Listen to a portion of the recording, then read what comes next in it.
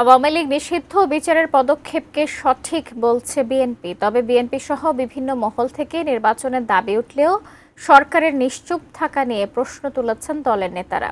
দেশের মানুষ এখন নির্বাচন দেখতে চায় মন্তব্য করে তারা সতর্ক করে বলেন, শিগগিরই নির্বাচনী রোডম্যাপ ঘোষণা না করলে দেশে আবারও বিব্রতকর পরিস্থিতি তৈরি হতে পারে। আমিনুল ইসলামের রিপোর্ট।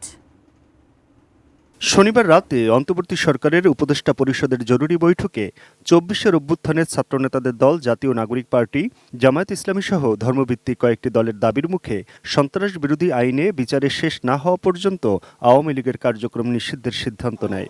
আওয়ামী লীগের যাবতীয় কার্যক্রম নিষিদ্ধ করার সিদ্ধান্ত গ্রহণ করা হয়েছে। রোববার আন্তর্জাতিক অপরাধ ট্রাইব্যুনাল আইনে সংশোধনী আনে সরকার। ফ্যাসিবাদী দলের বিচারে অন্তর্বর্তীকালীন সরকারের নেওয়া এসব পদক্ষেপকে সঠিক বলছে বিএনপি। দলটির মহাসচিব মির্জা ফখরুল ইসলাম আলমগীর এক বিবৃতিতে বিএনপির অবস্থান তুলে ধরে বলেন, তারা অনেক আগে থেকে এসব দাবি জানিয়ে আসছিল। অন্তর্বর্তী সরকারের সঙ্গে একাধিক বৈঠকে তারা এসব নিয়ে কথাও বলেছে। অ্যান্টিব্যাকটেরিয়াল অ্যাডিটিভ যুক্ত সেরা ওয়াটার ট্যাঙ্ক বিশুদ্ধ পানিতে ব্যাকটেরিয়া জন্মাতে দেয় না। এদিকে দুপুরে দলটির স্থায়ী কমিটির সদস্য সালাউদ্দিন আহমেদ রাজধানীর সেগুনবাগিচায় সাংবাদিকদের কাছে বলেন, আওয়ামী লীগের বিচার নিয়ে কয়েক মাস আগে বিএনপির পরামর্শ আমলে নিলে এমন বিব্রতকর পরিস্থিতি তৈরি হতো না। দেরিতে হলেও অন্তর্বর্তীকালীন সরকার আইনি প্রক্রিয়ার মধ্য দিয়ে, সাংবিধানিক প্রক্রিয়ার মধ্য দিয়ে, একটা বিচারিক প্রক্রিয়ার মধ্য দিয়ে এই যে আওয়ামী লীগের বিচার নিশ্চিত করবে, এই ঘোষণা দেওয়ার জন্য আমরা স্বাগতম জানাই। বিকেলে আরেকটি অনুষ্ঠান শেষে সাংবাদিকদের প্রশ্নের জবাবে বিএনপির স্থায়ী কমিটির সদস্য ডক্টর আব্দুল মঈন খান বলেন, আওয়ামী লীগ ইস্যুর মীমাংসা হয়ে গেছে, এখন ইস্যু বাংলাদেশের মানুষ ভোট দিতে পারবে কিনা। অত্যাবশ্যকীয় সংস্কারগুলো আমরা করব এবং সুষ্ঠু এবং নিরপেক্ষ নির্বাচনের মাধ্যমে জনপ্রতিনিধিদের হাতে বাংলাদেশের পরিচালনার ভার আমরা তুলে দিতে চাই।